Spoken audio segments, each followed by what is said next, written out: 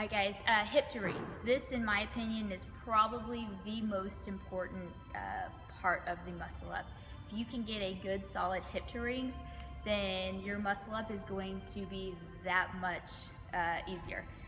So with the hip to rings, one of the things people miss is they want to transition too early. So when they're doing their muscle up, they never actually follow through with their kip, they don't finish the movement, and they try to pull too early. So here on the hip to rings, gradual progression, okay, think about really big backswing, okay, so biggest Superman that you can possibly do, start to load the hip, and then as you drive, you want to be in a hollow body position, so make sure that your feet always stay with your hips. So as you're coming into that upright, bringing your hip to the rings, your toes should be in front of you, should always be in front, never behind.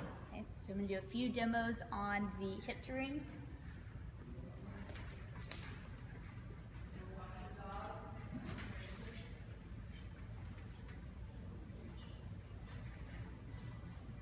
Alright, so on the hip to rings, as you're driving your hips forward, you have to actually actively pull the hips to your ring. So think about doing a ring row.